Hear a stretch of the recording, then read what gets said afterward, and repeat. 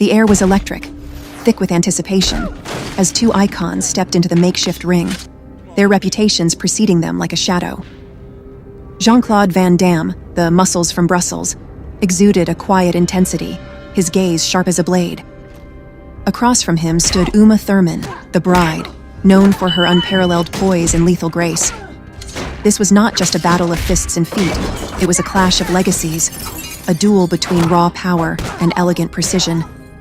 The crowd, a mix of martial arts enthusiasts and Hollywood aficionados, watched in hushed awe. For years, fans had debated who would win in a face-off between these titans, but now, finally, the question would be answered. Van Damme, a decorated martial artist and global action star, brought a wealth of combat experience to the ring. His signature splits and spinning kicks weren't just cinematic gimmicks. They were the result of years of rigorous training in Shotokan karate and kickboxing.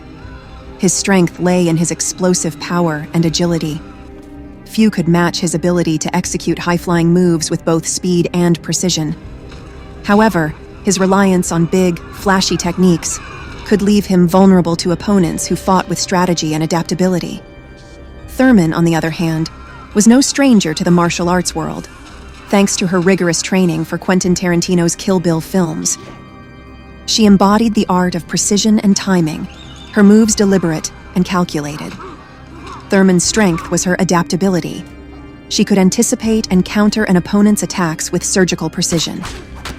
However, her lack of formal martial arts competition experience meant she might struggle against a seasoned fighter like Van Damme, whose instincts had been honed in real-world scenarios. As the bell rang, Van Damme struck first, a lightning-quick spinning back kick aimed at Thurman's midsection. She dodged with grace, pivoting just enough to let the blow graze her. The crowd roared. Thurman countered with a precise side kick that connected with Van Damme's ribcage, a move that earned her an approving nod from her opponent. The fight was a spectacle of contrasts. Van Damme's strikes came in flurries, a storm of power and speed. Thurman danced around him, her movements fluid and deliberate, waiting for the right moment to strike. The two exchanged blows, each testing the other's limits.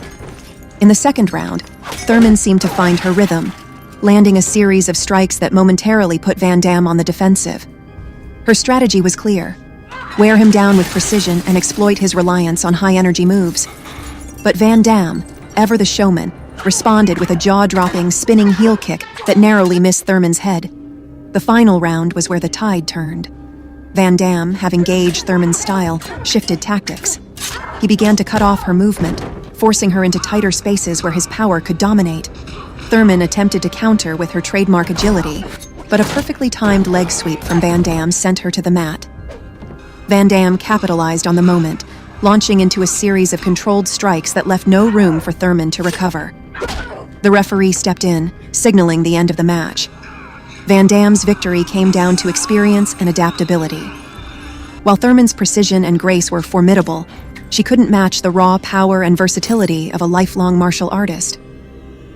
Van Damme's ability to read her movements and adjust his strategy mid-fight gave him the edge.